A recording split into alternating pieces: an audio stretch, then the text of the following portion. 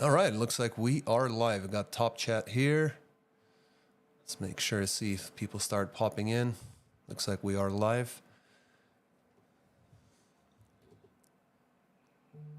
Yep.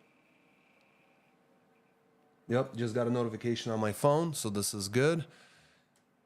Alex, can you please try to run it on another browser just to see if your live is working? Looking at it and it's working. Okay, sounds good. All right, so for everyone in the replay, this is our very first Sunday trucking call-in show. We plan to do these every Sunday. This is long form content where we really hope to be able to help you guys out by answering questions, having you guys call in. Alex here, Alex Payne is my humble assistant that's been saving me here every single day as we expand and grow through these very, very difficult times in the market, in the trucking industry. It looks like we got a few viewers there. Hello to everybody. And Hello. we just wanted to start doing these because I really talk fast and try to get through a lot of information and content with you guys in our weekly videos. A lot of times throughout the years, I've been hearing from people telling me that you talk too fast. So this is going to give me an opportunity to slow down, to cover more information, to answer your questions, and also leave a record of it for you guys in the future, those watching in the replays, and basically making sure that the trucking community is served well. So I'm gonna have you ask Alex to introduce himself. I've never done live, so anything can happen, and Alex has done live, so he's gonna kind of help get me through this difficult period, if you will, this little learning curve that we got going on. So first of all, hello everybody. This is Alex Payne. I'm usually the guy that picks up the phone whenever you give us a call. I used to dispatch for AFT dispatch for a really, really long time, and I've been doing that ever since. It's been a little bit over 7 years already, and yeah, been enjoying this market with the good and the bad. I've been Awesome. working as a dispatch for the past 6 years, and right now in the past period, I've been helping Vitaly a little bit run the show because he's overwhelmed. Yep, that's definitely one way to put it. Made some changes to our website. I'm going to show you guys here. So what we're going to be doing is we're going to be covering a lot of information through our website, kind of looking through what we have to offer, our services, but mainly going to be about answering your questions. If you guys do want to call in, you'll speak with Alex. He'll get some information from you. We want to run a clean show, and obviously you're going to be on air, recorded, and for it to stay moving forward. So if you do want to do that, there's the banner at the top. Call us live 448. So 801-448-6363. You hit extension 3. That'll go to Alex. We'll have a few things to tell you. And then once that is taken care of, he'll switch you guys over, and we'll chat. And so that will be the way to go. So again, it's going to be long form content, and we're going to cover a few different topics. I think I'm going to have Alex start off. First of all, let me ask you guys in the chat, there's some viewers out there. Can you just let us know if you can hear us just fine? Everything's fine, coming in clear. That way we can see it in the chat. Also, I see that we have a question from Mr. Jerome. In terms of the best place to be with a drive-in, that's a pretty wide question.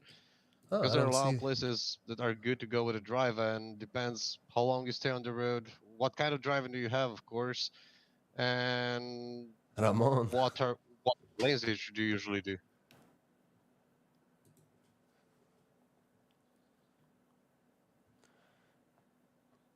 Sorry, guys, I'm just trying to kind of set up the chat so that we can actually see the chat, because I wasn't even seeing it, but definitely appreciate you guys. Let's see, sign into chat. I would think I would be signed in already. Let's take a look here. Sounds like Jerome confirms that it's coming in good. Oh, good. You, perfect. That's fantastic. So I want to make sure the chat's coming in, so that looks clean. Hide delay, disable, always show messages. Let's see. Not only the Midwest, even the mountains are good, even the West is good. Depends. That's the thing. That's the main thing. It doesn't matter properly where you at. I mean, yeah, there are some places that are bad to go. It matters more where are you going from there, and where do you want to end up in the end. That's the thing. Because if you're in Midwest, yeah, it's good, but depends where you want to go, and because you can go to the bad place with a decent average, and that average might not help you. Fantastic. Let me just make see. There's live chat. I'm trying to get the chat to show up here in the corner and just having some technical difficulties. So again, this is why we have Alex to make sure to kind of take care of everything as it runs. So absolutely. Let's take a look here. Badges. Okay. So if I can't get this thing figured out anytime soon, I'm just going to go ahead and leave it alone there for the next stream. Next time we're doing the stream. Sorry, I'm having a Yeah, we'll bunch. definitely figure it out. Yeah.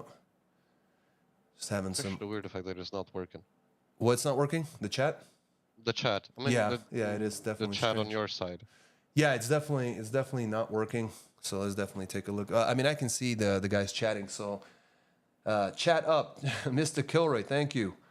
So yeah, so Jerome, as Alex said, if you're running, if you're running in the Midwest, Midwest recently saw a major decline. So for example, if equipment type matters, reefers saw. This is now going into the second week, but a 57% drop in volume. So if you see a major drop in volume like that in a specific area, and mainly it was Wisconsin and Illinois. So those two states are really kind of generally the reefer and dry van capital of USA. Illinois mainly for dry vans, and then Wisconsin is definitely huge on reefers. So when you see huge volume drops like that, it's going to definitely affect you. Plus, we also have to remember that over the last few years, as there was plentiful money in the market, not last 2 years, but prior to that, and everyone jumped into the industry, they couldn't get trailers. So what was affordable for rent were dry vans, and that's the reason why now there's an overabundance of dry vans in the market. So if you got a dry van, I would definitely talk to dispatch and that's the benefit of it, because they know they're dispatching a lot of trucks and they've seen this all the time. So they're going to be able to move you around in such a way where you're going to be able to make money. Hey, Jason, how's it going? Looking good. Is this the Jason I'm thinking? So sorry, I'm just learning the software, so I'm trying to figure this out, and so it may be a little bit different. But Alex had a few things that he wanted to discuss. Let me see if I can pop this up on our screen here. And oh yeah, when we have little cool graphics, we can turn off. You can give us a call there, 801-448-6363. We'll get you live on the call here.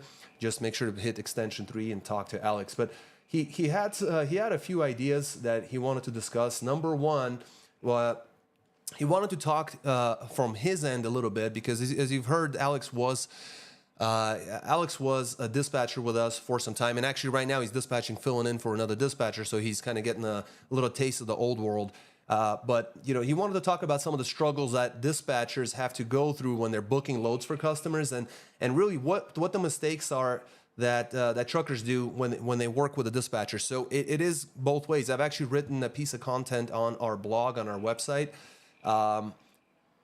It's buried a little bit deeper in the blog there, but I'll make sure to leave a little link to that article. But ultimately, what it comes down to is, let me see if I can switch the screen to the right spot. Oh, I guess I got the wrong one. See, we're all learning, guys. We're all learning today. So I wrote a piece of content here that actually talks about it, and I believe it was called "The One Thing that No One Ever Asks Me" when they're talking about dispatch. And there were some other content that was out there, and really it was being a good customer. So I know the idea of the customer is always right. That's actually not the case. Sometimes, we talk to a lot of people, work with a lot of people, and sometimes people just don't know any better. So, we prefer to tell you guys up front and say, hey, these are the things that you could be doing better. These are the things that would improve your profitability. These are the things that would help you out more. And trial and error. Yeah, absolutely, Jason. You're absolutely right. Let me actually move this screen to another screen. That way I can see you guys better. Let's see here. So I'm definitely super excited about being able to do this. But yeah, you want to be a good customer. In the end, once you start working with your dispatcher, you're able to actually, so number one reason why dispatching is hard. there was a few things. The most important question no one ever asked me when looking for a freight dispatcher, things like that. 7 things to consider when looking for a dispatcher. So there are good pieces of content that are available. These are a little bit dated some time back, but they will give you a really good idea in terms of what is it that you can do to be a better customer. But I'm gonna have Alex. I'm gonna ask Alex to talk about that, because as a dispatcher, and yes, I dispatched as well.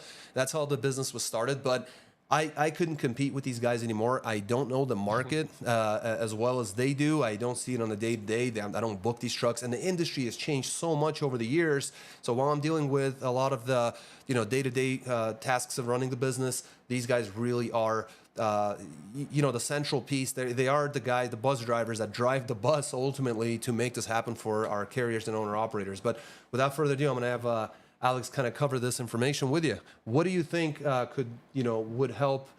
What are some of the struggles that dispatchers go through that that customers could do, and so that you wish customers would understand when you're offering them loads, things like that? Yeah, so the main problems I've been identifying through the course of years, of course, because sometimes some things I've seen them actually recently, sometimes things I've seen them a little bit later. There are actually a few things. And one of the most common one that actually most of people don't understand is, let's presume we're in a really bad area. We're in Colorado or in Miami or in Florida. We went with some good money. I'll give a plain example to be a little bit more familiar. We're in Chicago. We took a $3 or $3.20 a mile to Orlando, Florida, for example. And out of Orlando, Florida, everybody knows it's $1 a mile. Same goes for Colorado most of the times, 1.2, maybe 1.3, with some very specific exceptions, but that's another story. And the thing is, of course, out of there, it's between 1.20 and $1 a mile. There are a lot of customers, and I've seen it throughout the years so many times, actually more times than it should be normal, that, oh, I'm not moving the truck with X amount of money, which is correct. You should not move your truck with 120 a mile or 140 a mile or $400 a day. I completely agree, or $500 a day. It's completely true. The only thing is that trucking, it doesn't work like, I don't know, working at a Walmart or having a basic 9 to 5 job. It's pretty much sort of a roller coaster. Some of you already know that. Some of you don't. It's properly like a roller coaster. And if you want to see exactly how much you're making, and what is the sum of money and the average that you're doing in your business, is to look at on a, sometimes they don't need, not even on a weekly basis, but on a monthly basis. Like, you put all the loads that you did in 1 month, you put them all together, you divide it by the number of the loads that you did, with the miles that you did and everything, and then you see an actual result. Because yeah, you might have a week, let's say you did only 170 a mile and maybe $4 grand a week. That's really bad. But if the last week you had 9K gross with 290 a mile, if you put them all together, we're talking about 14K, almost 15K for 2 weeks. Divided by 2, that's 7K a week. At 290, 170, you're making a 240 gross. 230 something, almost 240. Absolutely. So that's the thing. You need to look at it on a bigger picture. Trucking was never and will never be about a smaller picture. And waiting for, let's say, maybe 10, maybe you'll get in 2-3 days, you'll get 20, 30 cents more. It's correct. But sitting one day, you lost more than what you gained in the other day. Oh yeah. Yeah, don't forget your operating costs. You have to remember that even if you're sitting and your variable costs basically dwindle down to nothing, your fixed costs are still fixed costs. If you have a $4,000 truck payment or a $5,000 truck payment, and these numbers are real. I mean, there's guys out there who have $4,000 or $5,000 truck payments plus trailers, insurance, all the other expenses. You have those as fixed costs that you can break it down. You have a daily cost, whatever. Whether you run your truck or not, you're going to have an expense. So you have to keep that in mind because you are falling behind. So I found the article I was talking about. So it was actually March 28th of last year. So about a year ago that I wrote this. And so the idea here is that, why is truck dispatching actually so freaking difficult? Because and plus, you forgot to mention another cost that carriers usually have when they sit for a day or two is the parking in the truck stop, Oh yeah. the food that you're eating that day or Oh yeah. those 2 days, and so go on. So you have even those small things. If you count them, if you look in a year basis, that's a lot of money. Mm-hmm. Yeah, absolutely. And there's a lot that can be said about that. I've talked to a lot of guys. Sometimes, folks, you guys combine expenses as part of your operating cost that should really not be not be in there. I mean, think of it as the IRS. You know, would the IRS account for your housing expense, your apartment rent, things like that? Now, there are IRS rules that say that, let's say you use your spare bedroom to run your business. So what they'll generally do, the rule is they'll take the square footage of your home, take the part of that, what percentage of that is that, and then based on that percentage, they're going to reduce your rent. Or you can deduct off of your taxable income the rent, the electricity, the internet, for example, things like that can be. But a lot of times I talk to people, what they'll do is they will say, well, I got my $2,000 mortgage or, $3,000 mortgage. And then, I got my truck payment, like their regular car, truck, SUV kind of thing. Don't lump those things together, because then that's how you're going to come up with a $3 or $4 average. And you're going to say, I can't make money in this industry. The truth is that shouldn't have been there in the first place. You know what I mean? So your operating costs should be broken down. In fact, let me see if I can actually find that spreadsheet. We made a video in the past.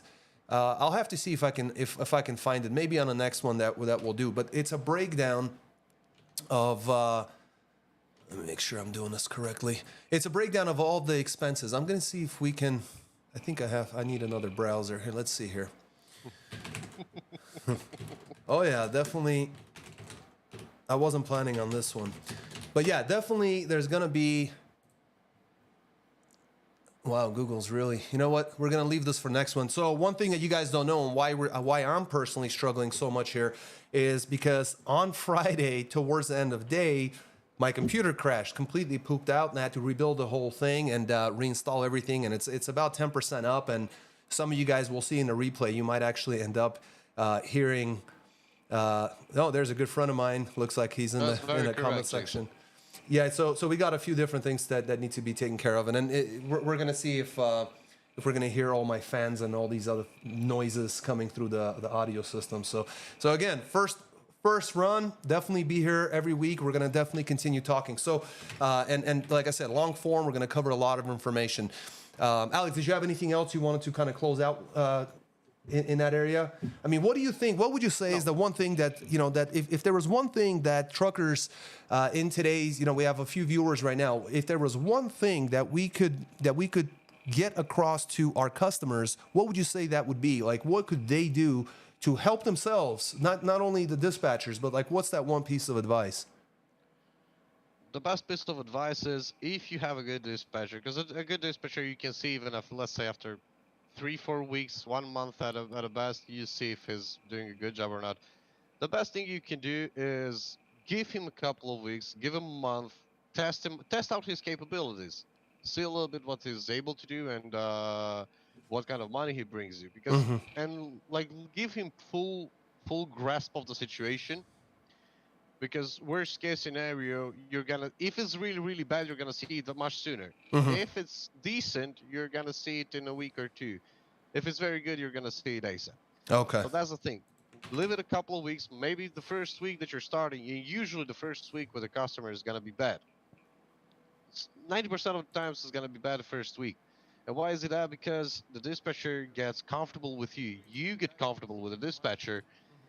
He needs to adapt to your way of driving, your scheduling, and so go on. So it can vary. Sure. But after 3 or 4 weeks, you let him do his job. You don't tell him, oh, I don't like this, or I love that. You tell him in the beginning, look, I don't want to go to New York City. Like nobody does. There's nothing to do there anyway. Give him 3 or 4 weeks. Let him do his job. After 3 or 4 weeks, you draw a line. At the end of the schedule, you give him a phone call to talk. You'll say, look, Andrew, this is the problem. This is what I like. This is what I don't like. This is where we can improve. I really love what you're doing. And trust me, one little piece of gratitude towards our dispatcher when he did a good goes job. Goes a long way. Oh boy. Oh yeah. I mean, you got to remember, and we had this happen. When the market crashed after the good money, and it was good money after good money after good money. After that, the market began to crash. The rates were still good, but because operating costs of a lot of carriers were so incredibly high, they started to feel the pinch. Now, some of our other guys, old equipment, paid off equipment, they turned their own wrench, whatever might be the case, they were still very happy. Months went by, a year went by, they were still very happy. But the rest of the guys were losing money. They were not profitable. They were losing on every single mile. And so we saw this huge attitude adjustment, this huge change in attitude where our customer base, in some cases, and a lot of those guys we're no longer working with or they're out of business, were really mistreating the dispatchers, like badly. I listened to some of those call recordings. And so you can really see that, when there's less stress, money's plentiful. Absolutely. People are very, very nice. We have to remember that we're still working with people. At the end of the day, they turn off their computers, their phones, they go home to their families, and, they live a life as well. These guys, they work very, very hard jobs. All day in dispatch, it's very difficult. So absolutely, great points, Alex. And then Mr. Kilroy in the chat said, hey, V, I have some information that I found on the net about a possible trucker boycott of New York City because of the constant harassment by the federal courts in New York. So the best thing I can say, Mr. Kilroy, would love to hear from you. If you got a second, give us a shout, man. Give us a call, 801-448-6363. Hit option 3. Alex is going to get off the line, talk with you for a few minutes, line you up. We have a few technical things we got to take care of, and we'll get you live on the call, man. Would love to hear from you guys. Don't be shy. 801-448-6363, extension 3. Guys, I wanted to also quick little jump. This is our homepage that's in the background. Actually, it's not in your background because I'm not a very good host today. Let's take a look. Now it's going to be in your background. So here we are. Let's get rid of that header so we can see stuff. Guys, we offer truck dispatch services and we lease on owner-operators. I want to be really, really clear. All you do is go to aftdispatch.com, click one of the 2 red buttons right here. It says Learn More. This is for dispatch, first name, MC number, email address, and phone number. Leasing is even easier. Only 3 things requested. First name, email address, and phone number. We don't even need your last name. Guys, there's a lot of information on our website. We'll send you guys stuff over email. You can always call Alex and I. You can always call Kevin with the leasing questions. He's a well of information, and he'll answer all your questions. He's a straight shooter, honest guy. He'll tell you everything, how it is. And sometimes you may not like his responses, but not because he's not a nice guy, but because he tells the truth, and we're in a difficult time in the market. So and it's the same thing with me. I'll tell you up front, if from what you're telling me, there are things that you could do differently, or maybe I feel like you're misunderstanding something, we'll generally stop and spend some time on that area to make sure that those things are covered. And I think Alex does the same exact thing. He's definitely, picking up very, very quickly, learning a lot, night and day difference. And so I definitely encourage you guys to call and talk with him. Again, the way to reach us, 801-448-6363, or go to our website at aftdispatch.com.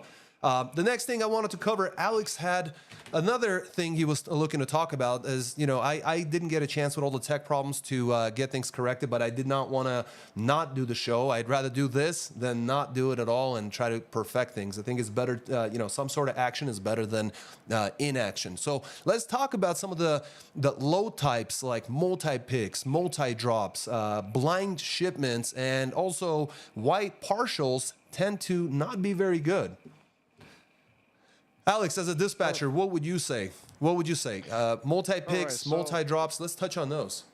So in terms of multi-picks and multi-drops, if you are not the kind of person that looks for comfort and wants actually to succeed in a business and make a lot of money, those should be your priority. That should be your target. And why is it that?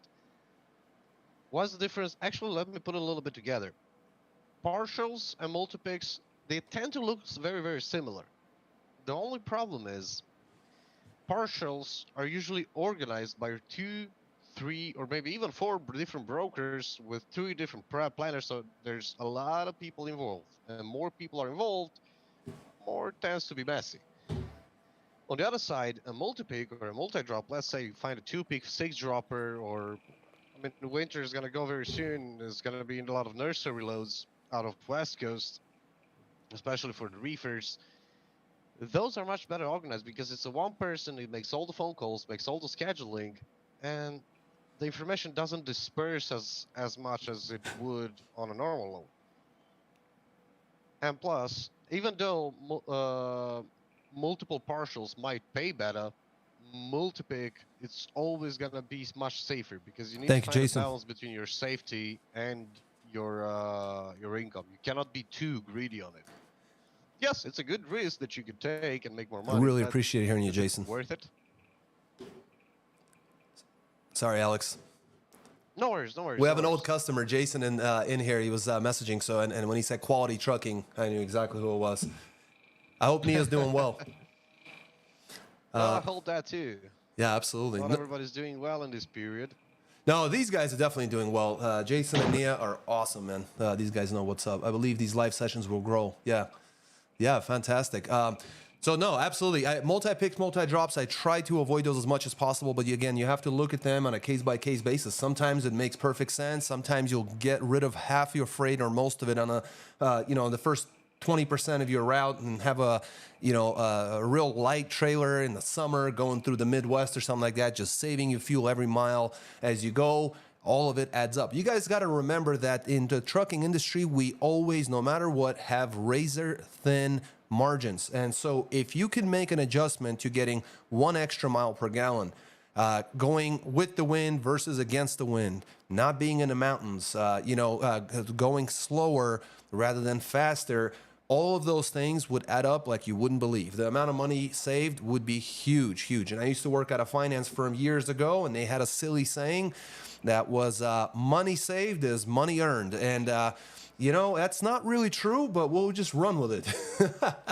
Financially speaking. So no, absolutely, Alex, I completely agree. Multi-picks, multi-drops can be issues. Blind shipments, you want to touch on that? Yeah, the blind shipments, I wanted to touch a little bit, not because it's something that people are not familiar with, but more because most of the people tend to not do them or avoid them because they seem very complicated and tricky. Actually, it is really not, and I'm going to give you a little bit a piece of free advice that you'll use in order to make to break it down in very very simple manners. Basically, a blind shipment, either if it's a blind pick or a blind Lisa from delivery or PNG. a double blind, is pretty much the same thing.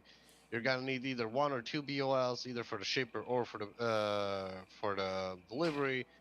Usually, when it's a blind shipment, that's a little bit more complicated because when you go there under your BOL, it's gonna write something else. You need different POD.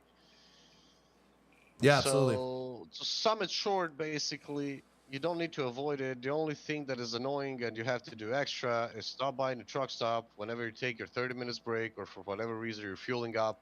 You take that paper that you have it on your phone, either from your dispatcher or your broker, you stamp it out, and that's it. And you do it as a normal, and you get a couple hundred of extra bucks just for doing that. Hey, Lisa. Oh, Lisa, nice to meet you. Nice to see you. Nice to see you. Yep, Elisa from PNG.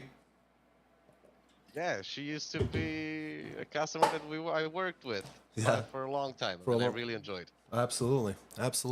Yeah, you gotta be careful with with partials, blind shipments. Anytime you have to show up as a different carrier other than who you are and what's actually listed under your MC, you want to be careful with some of those things. I mean, not to say that there are issues with it. It's just that sometimes those are the very shipments that the scammers, the crooked people in the industry really take advantage, especially with a lot of the automated. Remember, we had that one case where there was nobody in a warehouse to be seen. There was only guard check and everything else was a bunch of robots everywhere. So literally the BOLs were digital and everything was digital, and people lost money.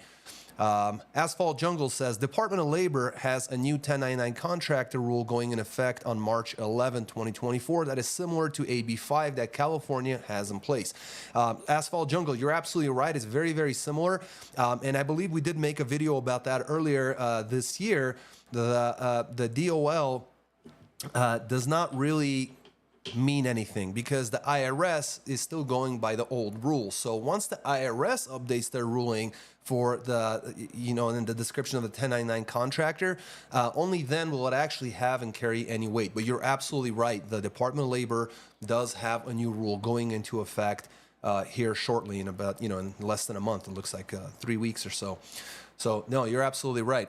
One of the other things I wanted to cover with you guys is partials, right? So part of that question that we had posted, and if you guys have questions, please list them here in the chat, and we'll definitely cover those as well.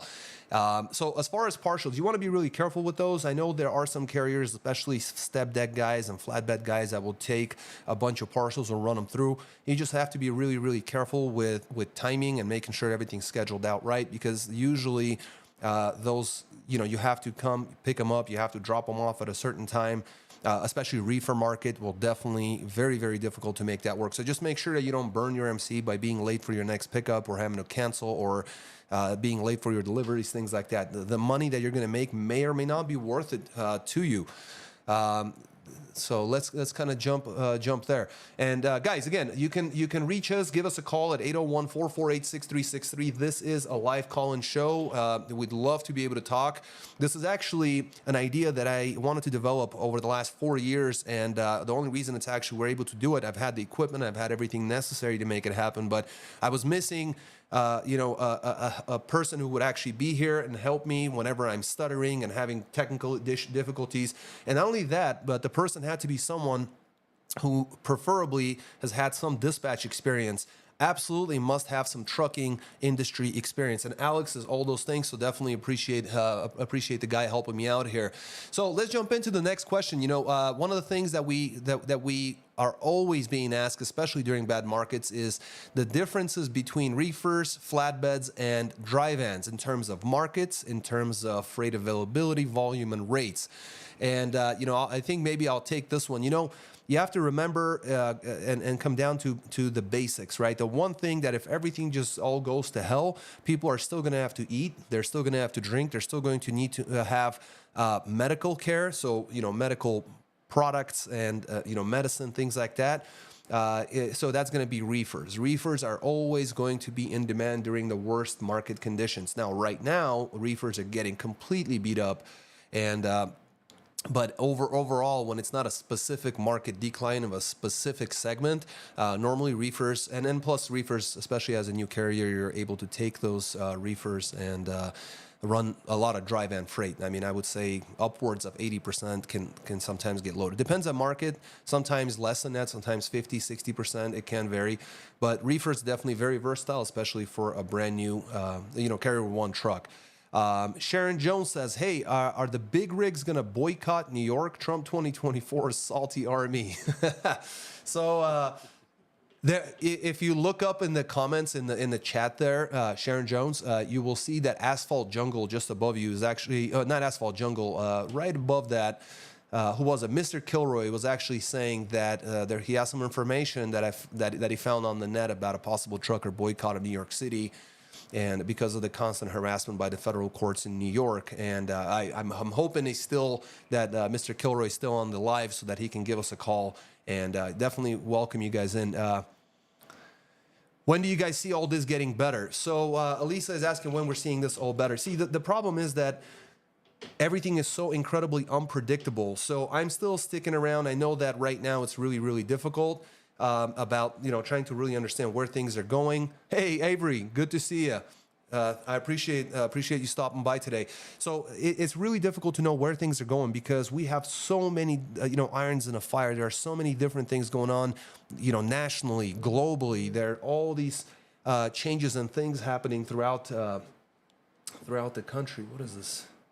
And that we just can't, one day you have something, everything's beautiful, and then all of a sudden a pipeline blows up, or there's some sort of a shortage of something else, or we start a war, or we get an attack of some sort. All of these things have major implications. They carry major implications with them. So it's really, really difficult because we don't have an even playing field where we can actually make predictions and the charts are saying one thing and they're correct, but then all of a sudden something else happens, something else blows up, or fuel goes through the roof, or the volume declines, or we have issues with with the ports and the freight that's coming through from other countries, and all of a sudden, boom, we have major issues. Then, of course, we have the federal government that's constantly this year, next year, and 2026 are going to be pivotal years. Those 3 years are the 3 years that are going to see major changes happening to the industry, and it begins this year. In fact, in January, there was a new law that went into effect. We made a video about that in the past. And the one portion of that law goes into effect this year, some more next year, and then after that. So it's really, really difficult. Thank you, Gregory. Really appreciate that. So yeah, it's really difficult. Now, what I've been looking at is that I'm really hoping that April and May is when we're going to actually see some changes. I was planning, I was hoping to see some change in towards the end of February, beginning of March, and we may still see that. But right now, things are not looking that good, and the top people of the industry with all the charts, graphs, and bars and all that stuff, those guys are not hopeful at all for Q1, not very hopeful for Q2, and there's no point of looking at Q3 or Q4 in today's market. So kind of a toss-up. It doesn't look good. The rates have declined, but again, this is the reason why you sign up with dispatchers. Right now, again, I understand that dispatchers are all over the place now, and they're all telling you that they're fantastic and great, but unfortunately, that cannot be possibly the case because the industry expanded very quickly over the last few years when the market was really hot, and you can't just get into an industry and be awesome all of a sudden. No, it takes years. You have no idea how many times I've changed our program. I've changed my approach, working with dispatchers, how we do certain processes, and how we do, and that's what it takes. You have to go through all the ups and downs and do that. I just don't see how a brand new dispatch service can jump in and take another person's MC and then run them effectively, efficiently, without having any of the necessary experience. They're practicing on you. So that's why you get a really good dispatcher who has the years in the industry. They have connections. They run a lot of freight through. They have connections with certain agents, with certain brokers, with people that will be able to actually make some exceptions maybe in the rules when you're a new MC and you're not going to be approved for the first 6 months or a year. Maybe you kind of you scratch my back, I scratch yours kind of a situation. And when you have a company that's been dispatching lots of companies, lots of carriers, lots of owner operators, means a lot of freight flows through them. They've been around for a year, so their name is out there.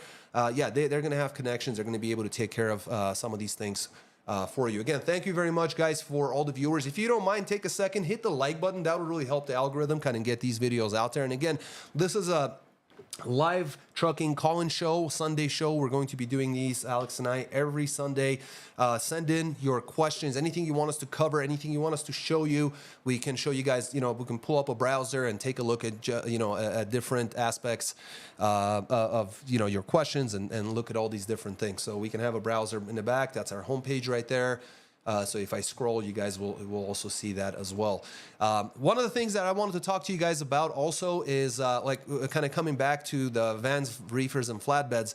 You have to understand they're completely different markets. Flatbeds, generally flatbedders know that they get a lot of experience, not experience, what's the word? A lot of respect in the community. If I was to pick between the three equipment types, vans, reefers, and flatbeds, which are the three that we work with, we don't do specialized, we don't do hot shots, LTL, box trucks, straight trucks, whatever you have that's smaller than a semi-truck.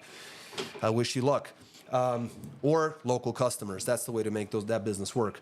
Nonetheless, we work with the three main pieces of equipment, and generally speaking, I'm a big fan of reefers. As I mentioned earlier, if you're a brand new carrier, I would get into a dry van. If you're going to be renting, I would talk with the owner and say, hey, do you mind that I vent this dry van? You can keep the vents and everything. It'll come out of my pocket. Would that be okay? A lot of them will say, yeah, that's great. It benefits them. It'll cost you less than $500 and will definitely help you out. During the spring and fall, you can run a lot of vented van exclusive freight that has a lot more money, or a bit more money. And the very first run that you do will cover the cost of the vents, and then from that point on, it's all just gravy. So I would definitely do that, and they're a lot cheaper to rent and to purchase.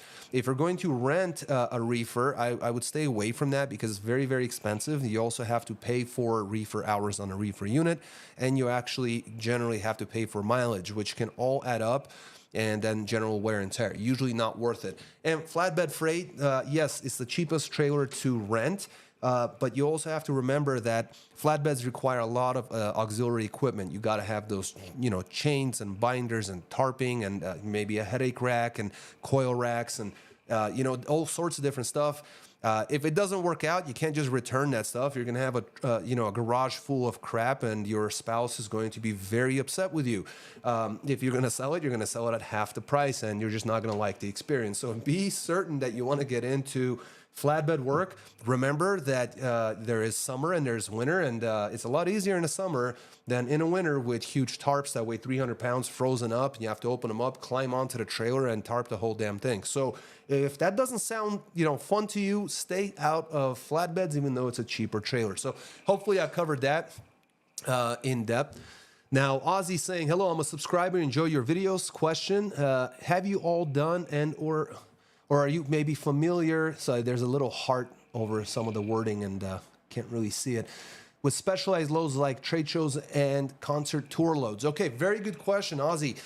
We actually have a customer who uses us on a part-time basis. I have to get in touch with him. It's been a while since he and I spoke, but he specializes in concert equipment, right? So they put everything together. They'll run a whole bunch of trucks. They'll run trucks ahead of the show. I mean, he did Beyonce's show. He's done other shows, and then recently opened up a new company that will do more of the same. So he's very, very experienced. And he and I talked at length several times. There's huge money in that, but you're going to have a few different things in place. Like, you have to be an established carrier. You have to have multiple pieces of equipment. Most likely, if you're going to run a contract like that, you're going to have your drivers. And that company owner, he does not drive himself, if I remember correctly, but he had to supplement the driver's income by running those guys in the Pacific Northwest and different parts of the country in order to be able to make the money. And he did that when his MC was new. Now, he had investors, and so they were never in a hurry or had to take cheap freight or take whatever they could get or any of those kinds of things. His situation, his position was completely different than where most people find themselves in. So if that is something of interest, I would definitely jump into that specialized sector and learn as much as possible before you spend one single red cent. So hopefully that helps answer your question, Ozzy. Ozzy Self X. Awesome. And then Alex, anything you want to? You're silent. Oh, you might be on a call. Yeah, Alex is on a call, so let's maybe we got somebody coming in. Let's take a look here. Well, I guess one thing I'll talk about is how excuse me, how you can know if something is a good load or a bad load. All right, so that's one of the questions Alex listed here for me. Some of the things that do come up, and it looks like Alex is on a call. Hey, let's do this. Let's try this one. I haven't used this yet. Okay, sounds good. So how do you know if you have a good or a bad load? So it can really depend on a number of things, right? What does that even mean? So a lot of it depends on where you're going, where it's coming from. A lot of times people will say, I won't run under $2. Okay, so, and that's fine. If your operating costs are, just under $2 or above $2 or whatnot, and you know what those operating costs are, then no, Alex, I cannot hear you. Let's see here. I'm going to switch over to here. There you go. There's Alex. You there? Can you hear me? You're still silent. Oh, he might be on a phone call. Nonetheless, if a load is good or bad, so you want to make sure you know where you're coming from, where you're going. Yes, $2 a mile average,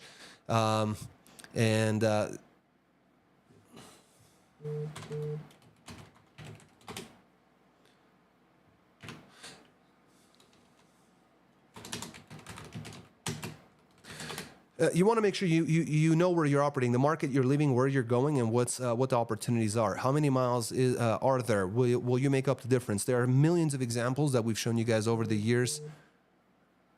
No, I don't think I muted you, my friend. Nope. No, Alex, I did not mute you. Maybe he's got to reconnect. Okay.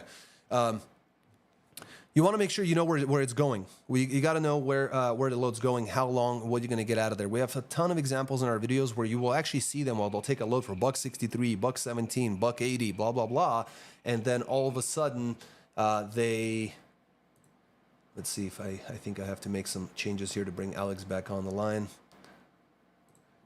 Matt Phillips, are you guys in the States? Yes, absolutely. I'm in Salt Lake City, Utah right now. We also have offices in Chicago, and we also have, there he is. And we also have two offices in Lincoln, Nebraska. You can definitely stop by. There you go, Alex. I can hear you breathing now. Perfect. Yeah, it seems like somebody called and made me listen to a seagull, which was interesting and funny. But yeah, I appreciate it. Whoever it is, I appreciate it. Yeah, absolutely. So, Alex, what we've been talking about here is, how do you know if a load is good or bad? Is one of the last questions that you had listed there for me for discussion. And what I'm saying is, you have to really pay attention to markets you're leaving, where you're going, how much is really paying, what you're going to get out of the market you're in. And even though some people do operate at $2 a mile or above or below that, and they're hesitant about taking cheaper freight, you have to remember what the averages are.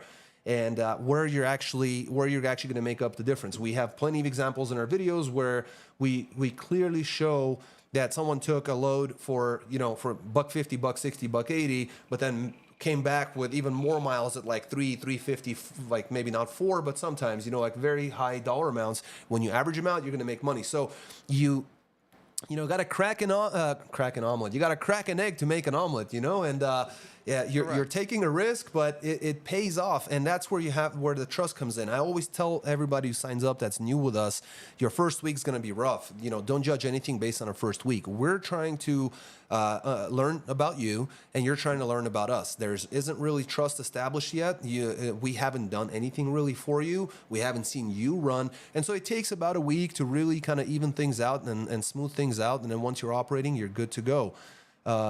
When is downtime? Stay in Midwest is the best. When is downtime? Stay in Midwest is the best. I think Yoon Win says, maybe, I'm sorry if I'm saying your name wrong. When the market is down, it's good to stay in the Midwest. In the Midwest. That's completely true, but not all the time. Yeah, like we saw in the last 2 weeks, the market had really crapped out in the Midwest, especially for reefers. There was a major change in the market. So it can vary quite a bit. With my point that I wanted to talk about with how do you know if a load is good or bad, it's actually a thing that I experienced with one of our customers very recently. Mm-hmm. When we were in a pretty tough situation. We were with 48 flatbed down in Florida, Orlando area, mm-hmm. which everybody knows is a pretty bad area. But there are some places, for example, out of there you can get a 130 or a 140 maybe. Or maybe even better, even a 170, 180, towards, let's say, like Virginia or upstate New York or so on, which is not bad. Mm-hmm. And for example, there was another load, which was probably the load that we booked, to Louisiana. And that load to Louisiana was paying 150, so 150, let's call it 150. And my driver was asking me, and also the owners were asking, why are you booking the 150 when there's a 160 or 170 on the market? And I told him, yeah, we can go to Virginia for 170 mile, but out of there we're gonna get pretty much the same rate, maybe a 180 at the best. Mm-hmm. We ended up in Louisiana. They took the shot and trusted me with this decision, and out of there we took a very long load. 1,800 miles, yeah, Jason. Almost 1,800 miles for 5,400, which brings us to $3 a mile. Mm-hmm. So their average already went skyrocket properly because of that. So sometimes the best paying load that you see on the board might not be the best load. Mm-hmm. Yeah, sometimes that may just be the case. So it doesn't look like I'm able to get a chat box to show up in the corner here. This is in the right section. I'll check it out after. Next time, yeah. I mean, again, if that's the minimal of our problems, I'm glad how this. Yeah, there's Lord Kevin. There he is. And Jason, you're absolutely right. You got to take the bad for the good loads. Take the good with the bad, both ways. Absolutely. And Mr. Win. Hean Win says, just short run, like 500-mile radius. Yeah, absolutely. Shorter runs will always pay you more. They will generally be able to be more efficient. You'll burn a lot less fuel. Over a period of a week, you will see sometimes higher gross, but in pretty much every case, even if your gross is lower, your net will be higher because your costs will be reduced. Because you like we had the load a few days ago, 12 miles that they drove for $550. Absolutely, that's like $45 a mile or something like that. It was a really high number. So definitely. So yeah, absolutely. And as long as you're consistent, I believe that's the key. I agree with you, Jason. That's exactly it. The case. That is exactly the case. Matt Phillips is saying, I run a step deck under my own authority. I've been getting $3.50 to $4 a mile, Florida to Georgia, back and forth, customer freight. Absolutely. And fantastic, Matt. That's the way to go. You know, I want to remind everyone, and this is, I'm always hesitant about saying these things, but you know what? On our very first call-in show, I might as well say it how it is.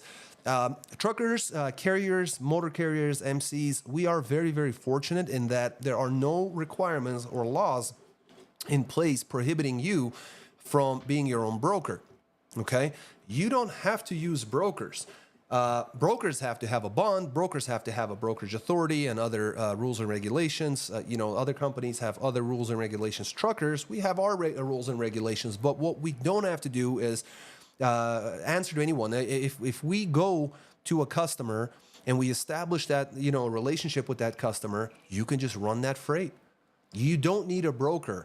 You don't need the customer to issue a rate confirmation. They can issue you a homebrew sheet from them, whatever, as long as you have a good customer relationship with them. If you have a good relationship with them and you know they're going to pay the bills and everything's fine.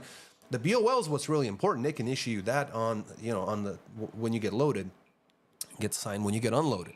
And that's where you're going to see the top money. So Matt Phillips is saying, look, he's getting $3.50 to $4 a mile going to Florida, Georgia. Fantastic, especially in that market, in a step deck, running under his own MC authority. Keep doing what you're doing, my friend. And this is exactly the same thing I tell all the box truck guys that call in. We probably get more calls from box trucks than any other type of phone call, and we don't work with box trucks. We don't work with LTL. We don't do that. Now, the last time that I worked with box trucks, I believe it was back in 2016, is when we did do that, and we did quite well, but it was a totally different market, and and when we don't do that. So if those guys with box trucks and, you know, RGNs and things like that, if they want to go out there and run, well, you got to get yourself some local customers.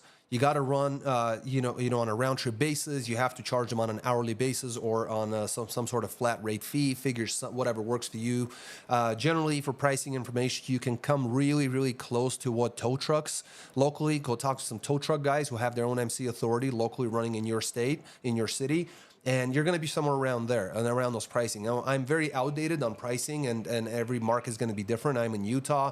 You know, it will be very, very different from Illinois, for example, right? So, and the type of equipment that's going to be necessary is going to be very, very different. But you definitely want to establish your own customers. You know, that broker fee that you're paying, it's not really listed on your MC, but you on your rate com, but you do know that the broker's making money. They're not doing it for free. And you know, at the end of the day, you're going to be able to save the customer some money. You're going to be able to save yourself a bunch of money, and you're going to be able to make yourself more money. Yeah, there he goes. Matt Phillips just added box trucks are a headache, multiple picks and drops. So yeah, absolutely, Matt. Keep doing what you're doing, my friend. If you ever need, you know, a dispatch or something like that to run outside of those markets, I absolutely would. But I wouldn't. I wouldn't believe anyone who told you that they could run you locally or regionally in that market on a step deck of your type at those types of rates. So hold on to what you got. That's an excellent job. I hope other people in our in our channel will be able to jump onto something like that and find themselves some customers. I have had and have customers right now who have their own customers, and I always tell them the same thing: hold on to it, hold on to it, hold on to it, and we will do whatever we can to work around it.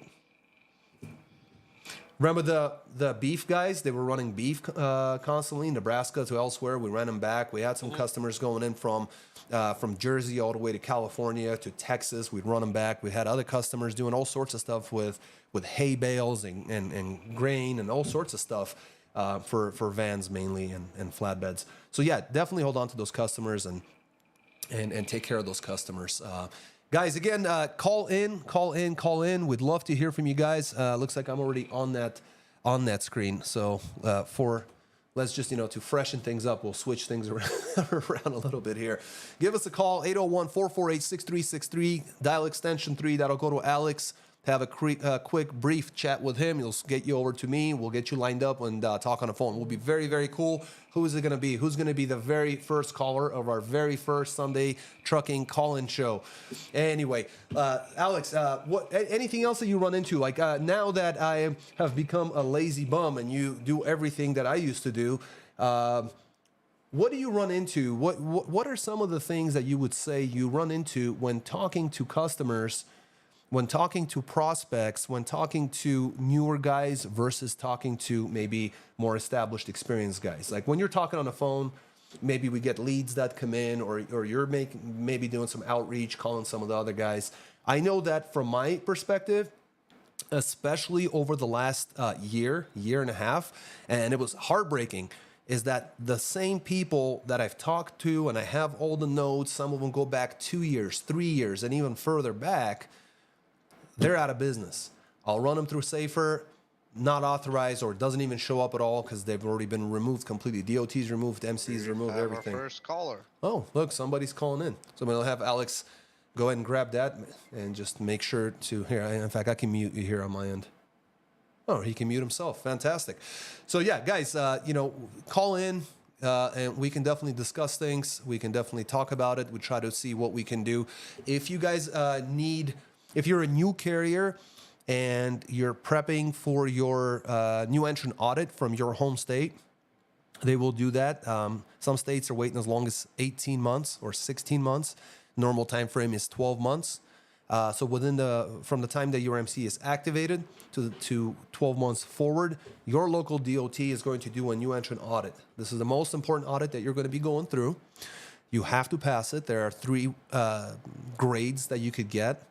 You can get, let's see, did I mute Alex? No, he might. Yeah, he's still on a call.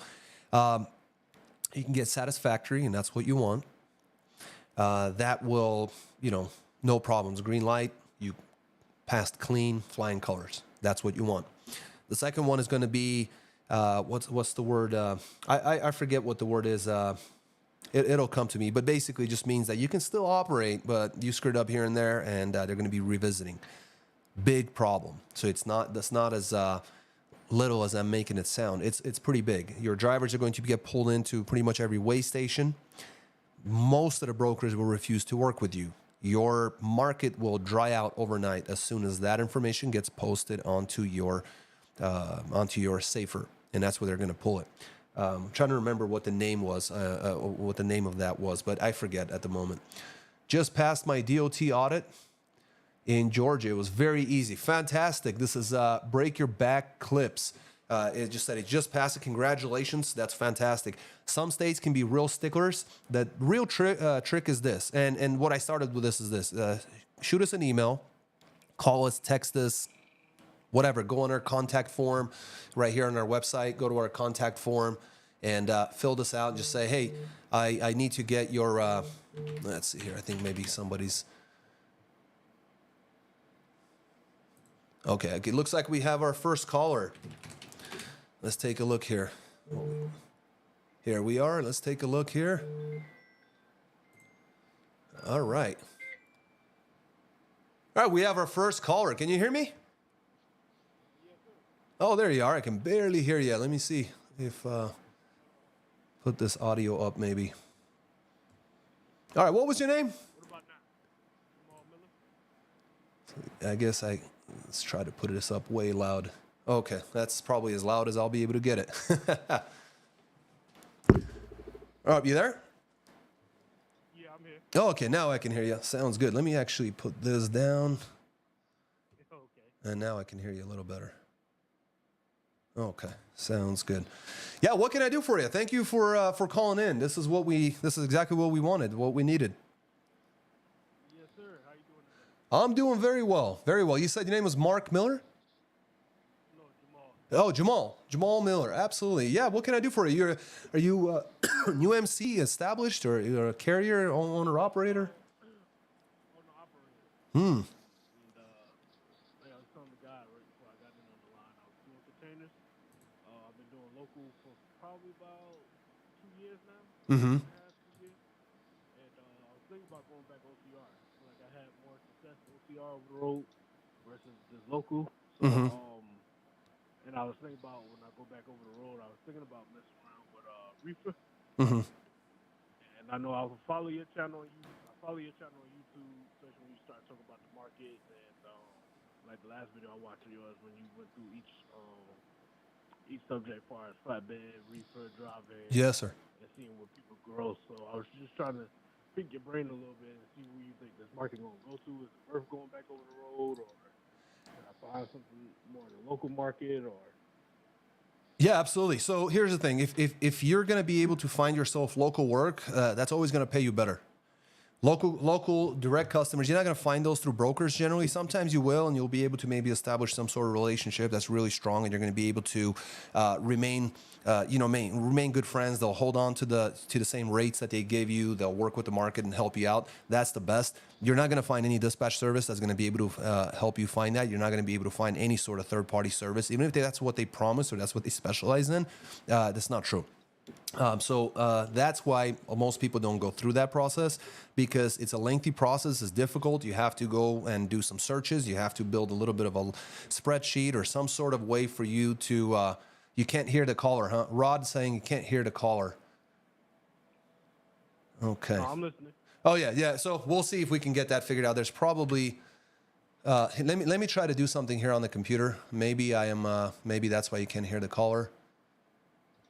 Let's see. Sorry about that, sir. Give me 1 second. This is our first show, so the struggle is real.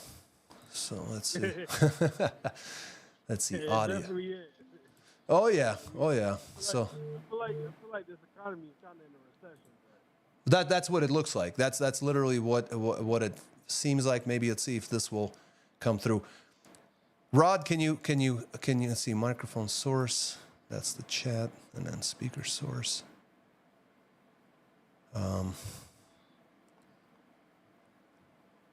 Let's see if we can make this work. Rod, can you hear the caller now?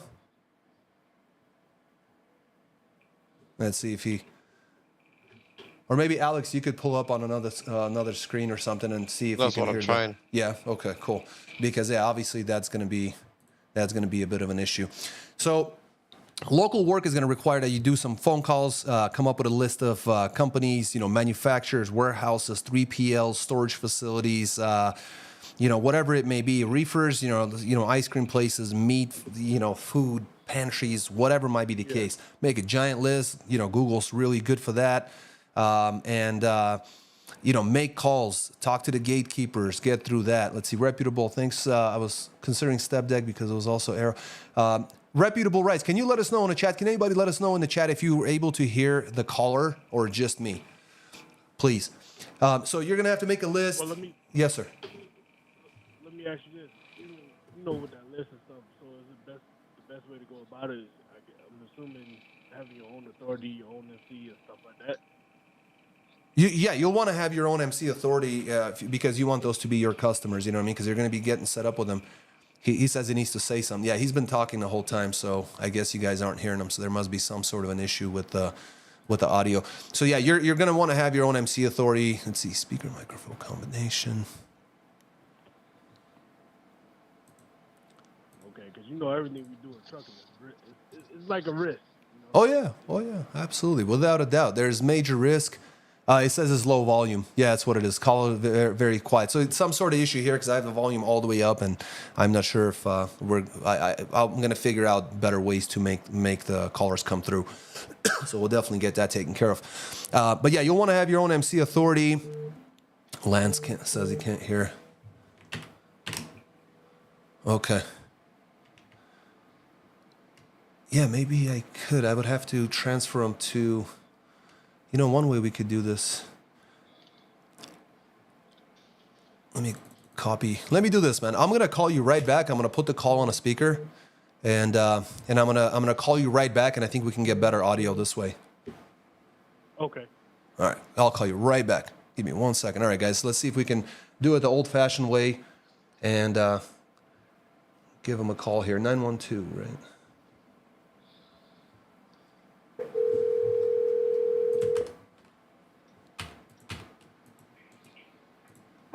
Hey, you there?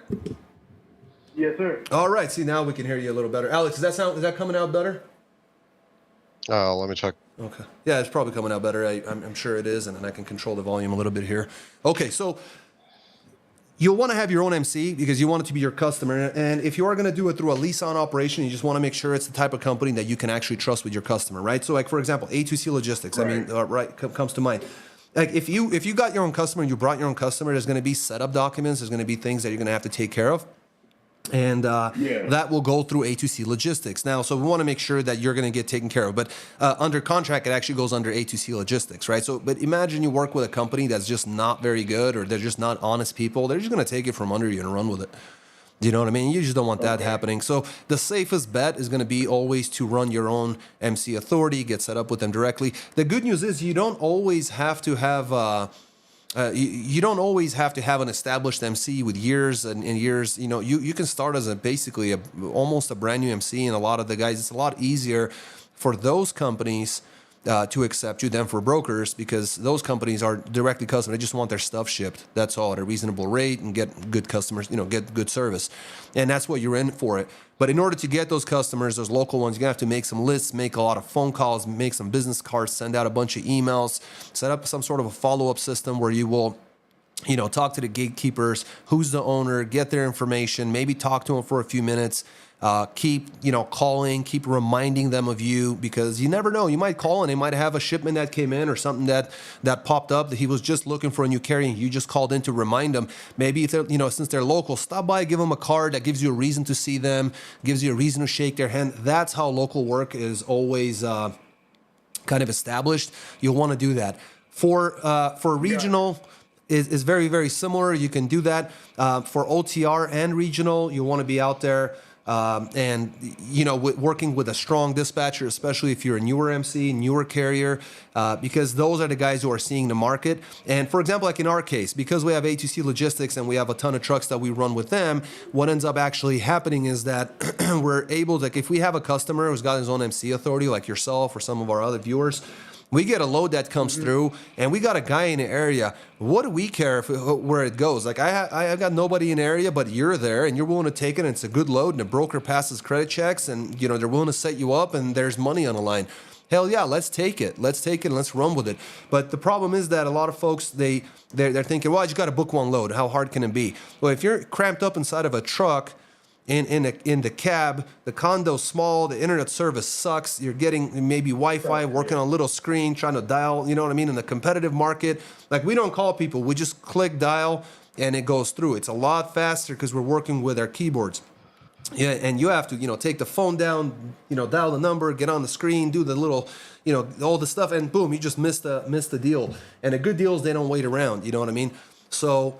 No, they don't at all. They don't at all. Yeah. In fact, to be honest with you, that's one of the things. Like, when we get a brand new customer, oftentimes what you'll see happen is at the beginning, dispatch has to call the customer and run all the details, because they don't really know the dispatcher. They don't want them just booking stuff left and right. So naturally, they want to know all the details of the load. The problem is, if it's a good load, our dispatchers are just praying to God that no one else calls in and buys it, takes the load, because they might have to take 3-4 minutes to on the phone. The owner of the company, each person's got a different personality, might take more or less time to make a decision. They might have to call back or whatnot, and they finally say, yeah, go ahead, let's go ahead and book that load. But that load's long gone. At that point, that load is long gone. So, unfortunately, that can sometimes be the case as well. Now, we got a... Oh, okay. So people are saying that it might be just from the caller. There are moments when they can hear a little better, things like that. So we'll definitely get that all figured out. So that's the case. What are your thoughts on the owner ops grossing 40 to 50K in this market? So, yeah, thank you. Any other questions you might have that I might be able to help you out with?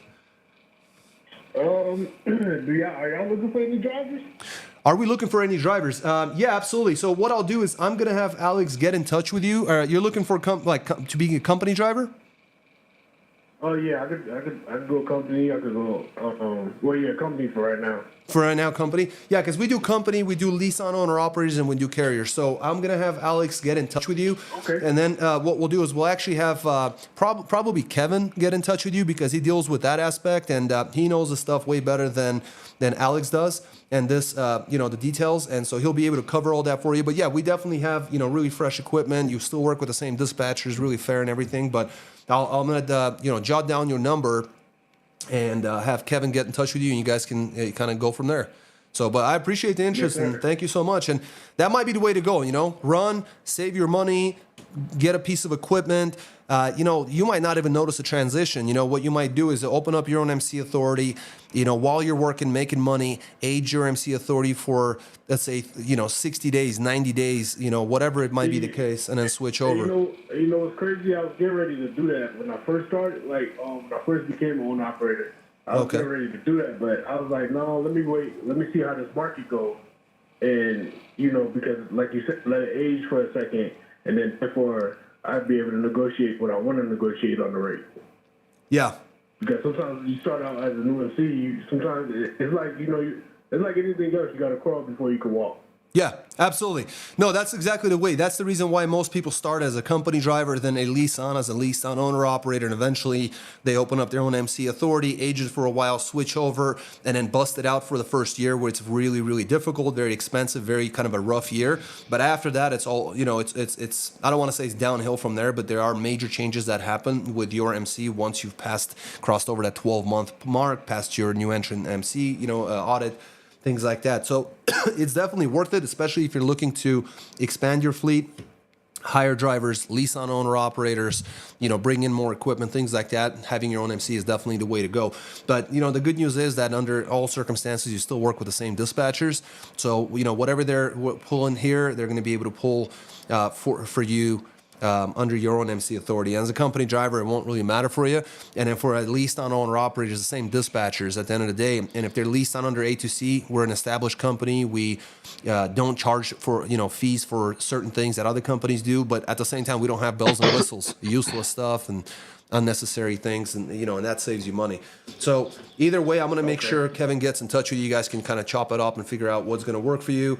And hopefully, we can work something out, man. But definitely, thank you for the call. You're, our very first caller. So I'm gonna go ahead and use this right here. So thank you very much, sir. I appreciate it. Hopefully, you hear from me in the future. Take care. Bye bye. All right. Awesome. So that was semi-okay. That seemed to have kind of worked out. We could hear part of the call. So that was fantastic. Hopefully we're able to answer his questions. Now, there's a bunch of comments going on in the comment section here saying, what are your thoughts of owner operators grossing 40 to 50,000 in this market? Is it true? And Reputable Rides also is asking flatbed, at least that's what I'm hearing. So again, trucking is this odd industry where everyone's always talking about past glory. I will tell you this: we at the very peak of the market, we had we peaked out at little over $25,000 per week for reefers. Now it wasn't every single week for weeks and weeks and weeks, but that was the peak, and that's the number I keep repeating because that is the highest that we've ever hit. $25K a week. Those days are way behind us, guys. And people will talk about, I make this, I make that. I see that in the comment section all the time. I generally ignore those comments only because there's no point of getting into arguments there. If you get your own direct ship customers, if they're able to cover that, if they're willing to do what they need to do, if they're willing to pay that kind of money, you can make really good money. You can make $4, $5, $6 a mile, absolutely. But again, hard work comes with the territory. It's all part of it, mate. You might end up having to do inconvenient times, drops, deliveries. You may have to undo, your own unloading or maybe loading, things like that. So 40 to 50,000, I'm not sure if they're, I know for a fact they're not getting out of the spot market. Let me put it that way. That's with 100% certainty. They're not getting $40 to $50,000 a month out of a spot market with one single truck, no matter how aged their MC is. They're probably getting it from some sort. Maybe they're working oil fields. Maybe they're bringing in water. Maybe they're, who knows? I knew a company driver during a good time in the market. He was bringing in over $170,000 as a company driver, W-2. Now, he worked his full 14-hour day every day, like 6-7 days a week. Not 7, like 5 to 6 days a week with one day off. And he did that for years, set himself up beautifully financially, but I'm not sure if he'll ever go back to that type of thing. He was a fuel runner for Maverick, so huge money. So yeah, there is possibility to make good money, but out of the spot market, van reefer, flatbed, nothing specialized, 40 to 50K, I don't believe so. And Alex brought up a good point. He said even working with direct customers, very hard to impossible to reach those kind of numbers. So absolutely, I've done that before with some of the local customer work that we've done. It was never consistent.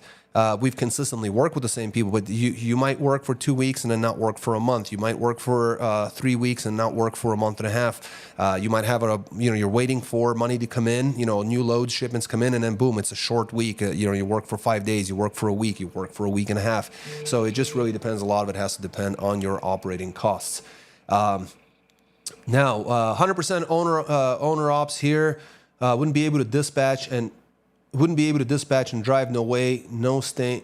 Not saying it's impossible, but hard. Lord Kevin, absolutely, 100%. And that's the thing. You started putting yourself into really tough situations. I know a lot of people that would drive and book at the same time. They would put a tablet on the steering wheel and they would fill out the packets as they're driving their 80,000-pound fully loaded truck and trailer.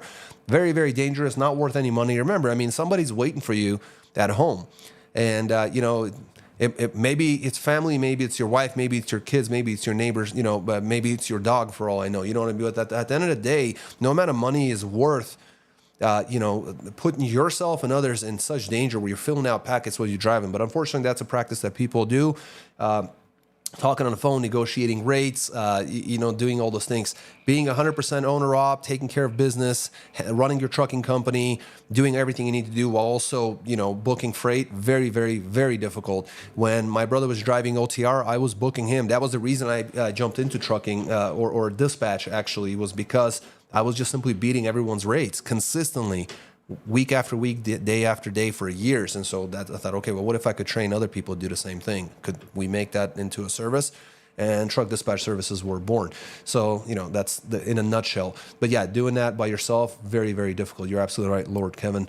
Gregory says, does anyone know who hires hard-running ex-cons but don't take advantage of our past? So, very few companies are going to run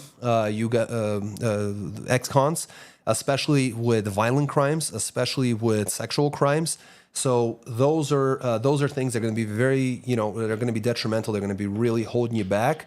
There are companies out there. I don't have examples, but I know you can run some Google searches and find that information. You absolutely can.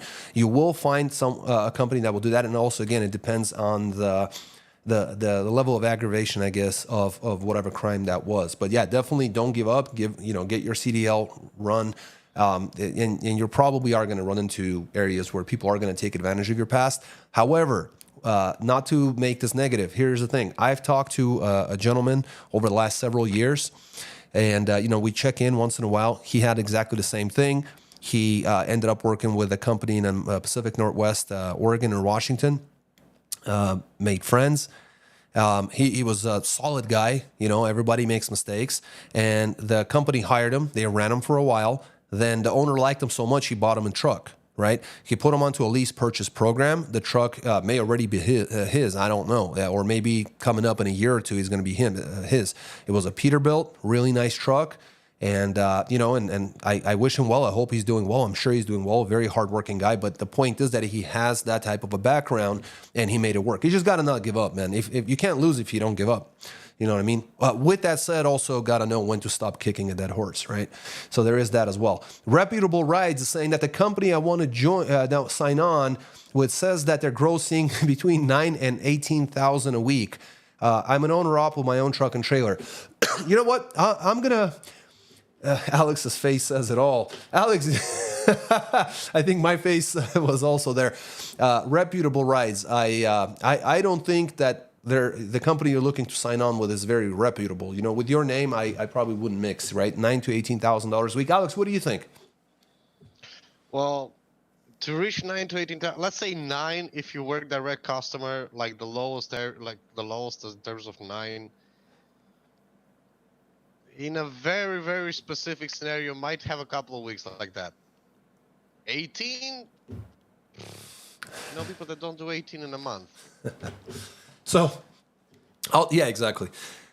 Yesterday, just so happens to be that I was watching some, the endless doom scrolling of Instagram and YouTube and shorts and things like that. So, so here I was stuck in another doom scroll.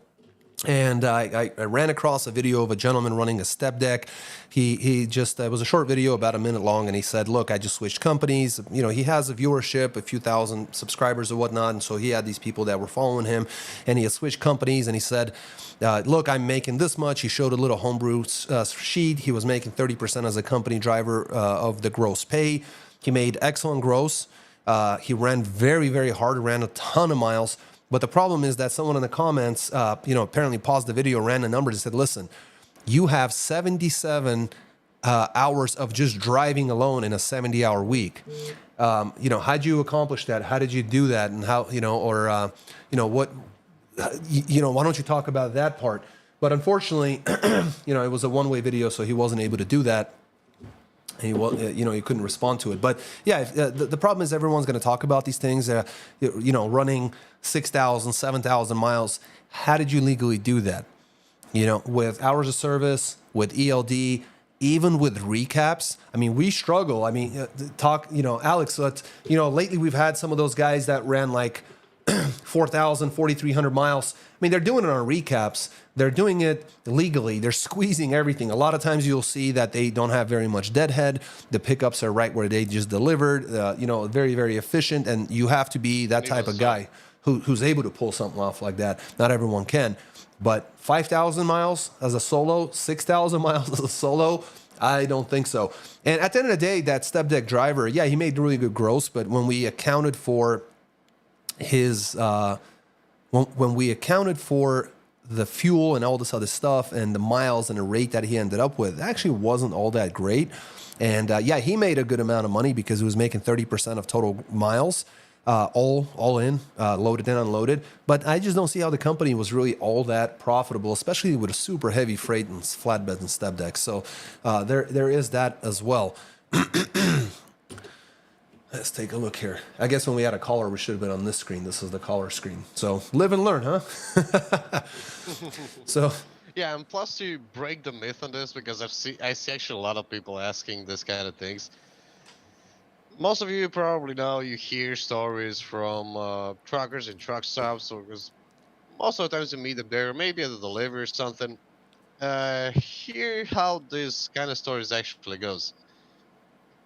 Let's say the person X last week or 5 weeks ago, they made 8K in a week. They'll tell you that they made for the past 10 weeks 10K in a week. Because it's cool to brag. yeah, That's the reality. And I've heard it and I've seen it so many times. I actually heard it once from one of my driver speaking live with their guy at a delivery, telling him that he's making 8 to 9K every single week. Like, yeah, he made 3 weeks 9K. But last week he made 6. The other one he made 7. So drivers will always pump those numbers. Yeah, absolutely. Trucking is the only industry, the logistics trucking specifically, is the only industry where you can have an 8 or a 9 day week. Truckers do this amazing mental gymnastics of, Even up to 14. Even up to 14. Yeah, absolutely. And by the way, you guys can actually get all of our videos on our website at aftdispatch.com/videos, or just click on videos in the corner or on your mobile version. And everything that we've done is all here week after week. They're all posted. You just click it and it'll actually show up here on the screen. You can do it on mobile. You can do it on everything. So really, really useful. Now, there are some questions in the chat here. Mr. Wynn is asking, how much we charge for owner operators. Again, that's one of those things that I would definitely discuss with Kevin, specifically because our company with the lease on owner operator side provides you guys a lot of flexibility, and that will actually change your operating costs and will actually change the rate that the company charges. So for example, we allow owner operators, if you got your own plates, bring them over. You don't have to use our plates. You got your own fuel card, bring it over. You can use your own fuel card there. You got your own trailer, you can do that. You need a trailer, that will change the operating cost. So I would definitely talk to Kevin about that. Get in touch. And the way you get in hold of Kevin is you 801-448-6363. You hit 1, then you hit 2. And that'll go directly to Kevin, and he'll answer all your questions. And definitely, or just call in or send us a text right now to 801-448-6363. Miller 2-time has just subscribed. Thank you, Miller 2-time. Awesome. So Our little widgets are working, so I'm glad to see that's operating. By the way, big thanks to Mr. Alex Payne here for setting us up with this software, this backend, all this beautiful stuff that we're able to do here. Technology is marvelous. So yeah, definitely, Mr. Win. Hello, Tommy. Looks like Hinahosa.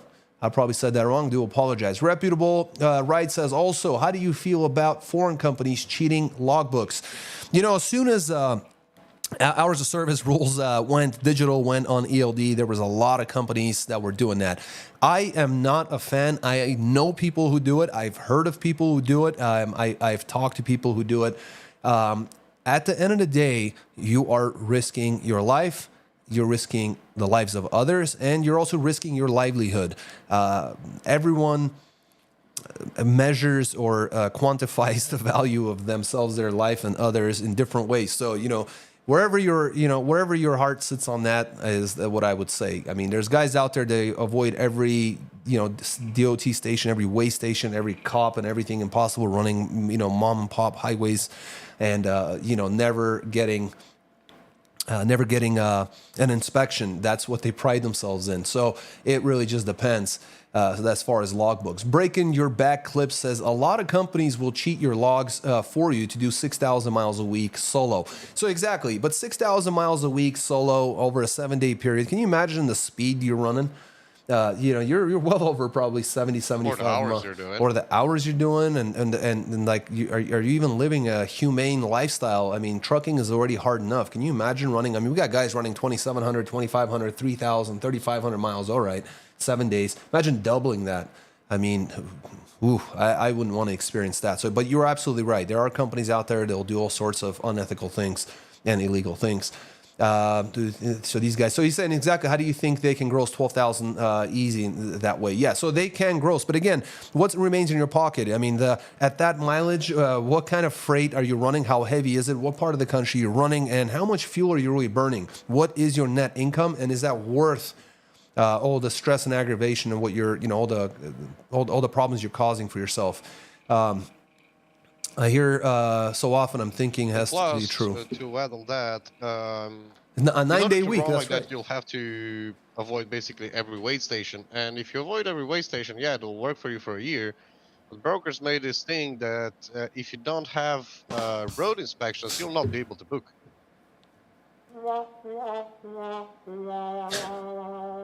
Sorry, you're probably not hearing it, but I'm just playing some sound effects to what you're saying because you're probably muted on the other end. So I'm like a kid in a candy store right now. This is fantastic. No, you're absolutely right. It's very, very difficult, very inefficient, and like looks like Stevio said that 9-day week. He liked that one. Wynn said, I run 3,500 miles with 70 hours if shipper and receiver don't hold me down for no reason. Absolutely, and that's completely fine. 3,500 miles is completely fine. You'll have guys running that legally without, really breaking a sweat. That's, you're not doing anything crazy. Now, once you start getting into that 4,000 mile range, 4, 8, 16,000 miles a month, you're really pushing. But 3,500 is definitely doable. Miller 2-time. You were our first caller. All right, now we know. I got your information. Now we know your info. I'll make sure. I'll make sure Kevin gets in touch with you. Tommy, they're working. Yes, they're working real hard. I don't think so. 6,000 miles. You're probably using Tesla Robot Run. Alex, did you get disconnected? You might have gotten disconnected there. A guest has joined. Click to show. There you go. Okay. So there you go. There we go. Now I think everybody can hear me. Now we can hear you. I wasn't sure what was going on. So yeah, absolutely. So let's definitely probably run this another 20, 30 minutes. Thank you, every one of you guys. If there's any way you guys can hit the like buttons, if you haven't subscribed, please do so. This is a brand new thing for us. So any hiccups, technical issues, things like that we're having, we're still going to get this taken care of, and by next Sunday, hopefully get all the kinks ironed out, have better audio, so you guys can hear us better on the calls. We'll get this thing taken care of. And it's still going to happen once. It's still going to happen, absolutely. It's still going to happen. There's a live show that I like to watch, and one thing that he says, and I'm going to steal from him, is, it's a live show. Anything can happen. So, and I think that's wonderful. And it kind of puts everybody on the spot. And I definitely appreciate you guys calling in. So your sound effects are working. Oh, the sound effects are working. Yeah. Oh, yeah. Conditional. That was it right there. Gregory, thank you so much for that. Yeah. So if you pass your new entrant audit, you can get a conditional rating, which is the one that's going to really hold you back. You're going to get pulled in at weigh stations, and most of the brokers will refuse to work with you. The other one is going to be satisfactory, and that's the one you want to get. And then the third one is a fail. So once you fail, you're done. You really have a lot of corrective action, and you have to go through. I had an acquaintance of mine here in Salt Lake City who had a number of trucks with company drivers. And the gentleman had forgotten to do the drug and alcohol consortium. And, they had a new MC, got really beat up. The fine was $5,000 per truck. I believe he had 5 trucks. So it was a pretty penny. Definitely don't get you're not going to walk away with a conditional without some sort of, issue to fix. So definitely be careful there. Thanks for doing the show. Appreciate all the info. Can Aero DD15 Cascadia with 216 do flatbed? I'm the wrong person to talk about that. I will definitely talk to some. We have some gearheads in our lease on. I have some guys with our dispatch who turn their own wrenches, and they operate. They do all the gear ratios. They deal with all this stuff. They know how to work your truck. We had a few guys. Especially guys out in Wyoming and Texas. Those guys out there really turn their own wrench. They make all the modifications. Those would be the best ones to answer. I won't even take that question because I have no idea. And then Chaos Trucking says, why have reefer runs been so scarce in your video? Reefer carrier here with 12 trucks. If that's what I think that's what you said, with 12 trucks. Chaos Trucking. So reefers, the problem has been is that our reefer side of the fleet has been taking more time off, running different markets. When rates go down, a lot of folks don't want to run, or they take more time off. Sometimes they just don't make it into the week because their gross was too low, or maybe the rate was too bad, or maybe they just didn't get enough mileage. So it could be a few different things. We've had some really good times with reefers, but right now what's happening is that we're mainly seeing vans really flourish, which is kind of going against the market tendency because vans have really been getting beat up really, really hard lately. So hopefully that answers your questions. Means authority under conditions. So yeah, you're absolutely right, Gregory. That's exactly what it means. But what happens is that's usually a result of some sort of a failure on your new entrant audit with the DOT in your state, your local DOT. So you want to get that corrected. You will see that at the bottom of, let's go ahead and take advantage of our opportunity here to use the browser. So I guess I have to do it like this. So let's go to Safer, and let's just pick, somebody's MC. Oh, they're out of business. That's not a real one. Okay, so here's one. So what you will see here is at the bottom, maybe I can go like this. At the bottom of Safer, let's see if there's another way I can show you guys this in an easier way. Maybe not. At the bottom of Safer, you're going to see the rating date that says none, rating date, review date none, type none, rating none. Once you have it here, it will actually tell you when you were put into the system, when you passed, as of what date, and what the rating was. So generally, that's what you're going to be able to see out of that. Let's see if we can go back. So hopefully that answers your question there as well. Well, it wasn't a question. You're absolutely right. It was under condition, MC authority. We got to do more flatbed overview videos. Why don't we see any? Is he saying car carriers? I'm not sure. I think he's saying car hauling. So car hauling. As far as car hauling, I would say this: car hauling over the last 4 to 5 years has really taken a deep dive down in the wrong direction. There was a time, and I've had a good friend of mine here in Salt Lake. He ran an old car hauler with I forget. He had like a big one. I think it was 11 cars. He had some in the back, over the cab. He had like a mid-roof, older truck, and he was killing it. Absolutely killing it. There's a couple of things to remember with car hauling. if those of you guys who get on the load boards, truck stop, DAT, 123, whatever might be the case, have you ever noticed you don't have any car hauler trailer types there? The reason for that is because there is a car hauling load board, and number two, most of the freight that comes through the car hauling sector does not go through any sort of load board at all. Generally, what you're going to see is guys will head out to the trucks, not to the trucks, to the car auctions, shake some hands, make some gentleman agreements, discuss things, and wheel and deal. Then they're going to run those cars. The second thing to remember, besides all of that, is that rates have dropped considerably. You used to be able to run an SUV for $1,500. Now, or at least recently, you are running at about $500.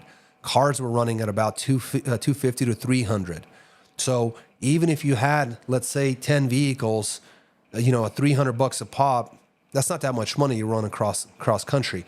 But when rates were 3 times higher, people were making money hand over fist.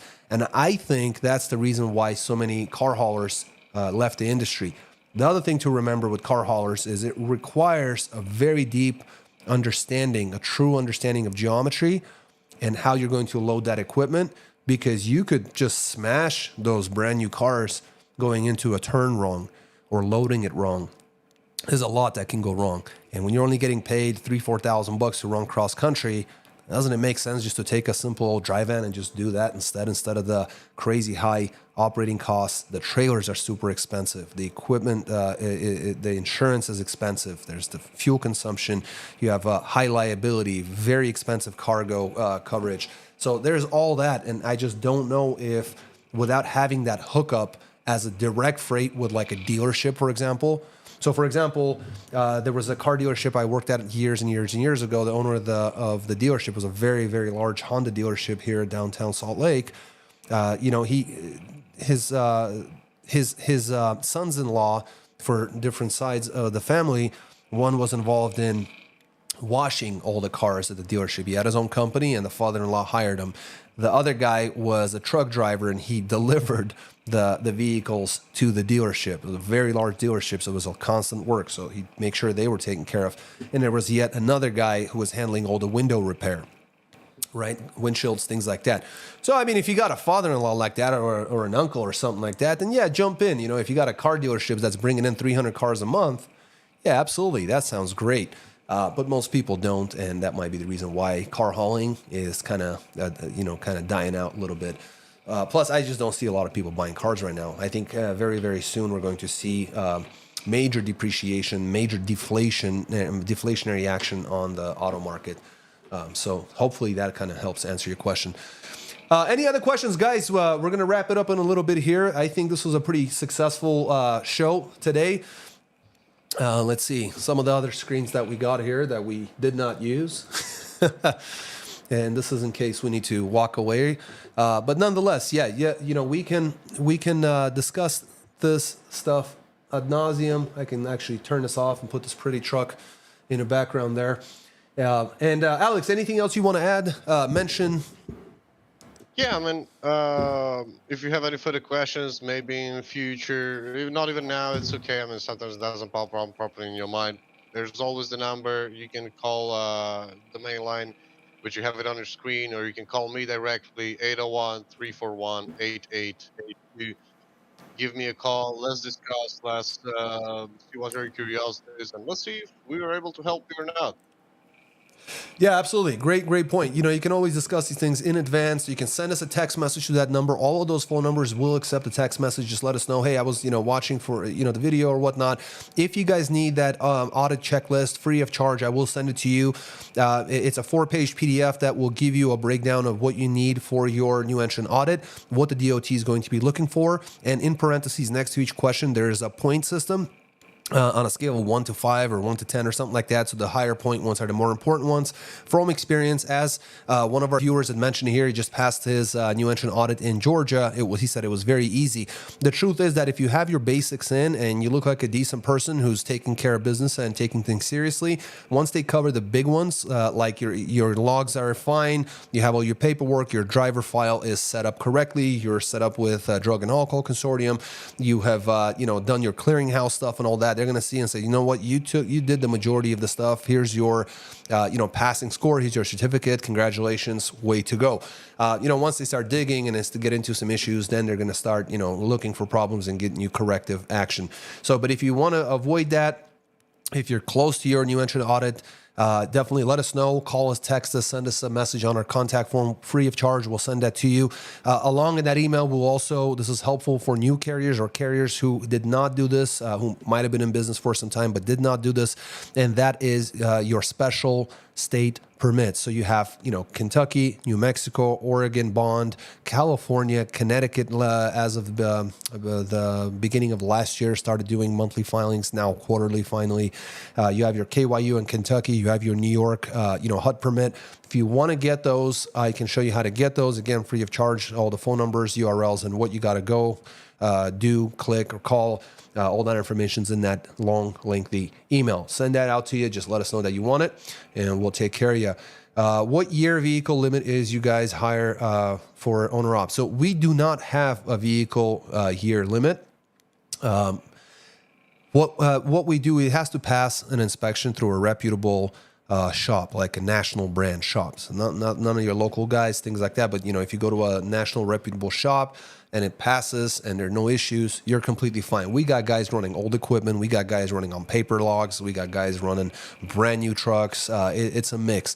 Trucking should not be this restrictive. We already have enough issues with the federal government restricting the way that we operate, the way that we work, the hours that we work, and more restrictions are coming. We're trying to limit those restrictions. Our program does not have any bells and whistles.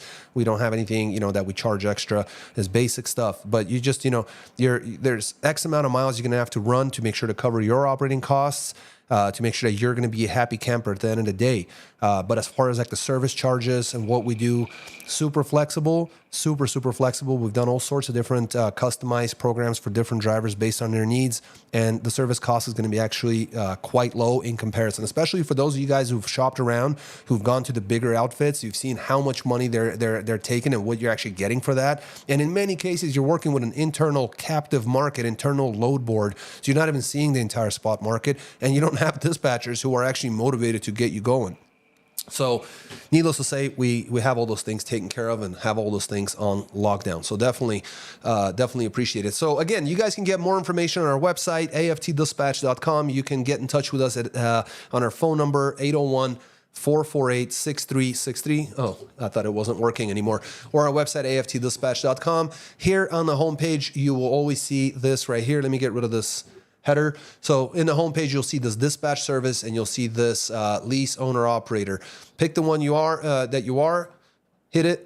4 questions for dispatch, 3 questions for drivers. For lease and owner operators, you can get more information by clicking all of these buttons, like truck dispatching.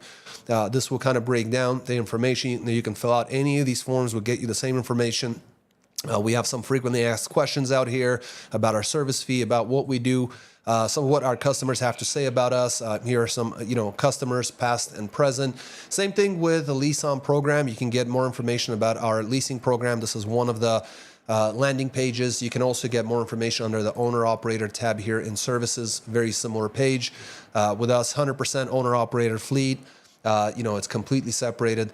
Experienced dispatchers. Here's some more things that drivers in the past have talked about us. And again, more frequently asked questions specifically about A2C logistics and the leasing program. There, you can just simply fill out your first name, your email address, and your phone number, and that information will be sent out to you. And then, of course, Kevin will get in touch with you. And then on the dispatch side, Alex and I will also get in touch with you to answer all your questions. So thank you very, very much, guys, for sticking around and giving us this opportunity. I had a ton of fun. I'm already looking forward to next week. We'll definitely try to be a lot more well put together, a lot more have our stuff ready to roll.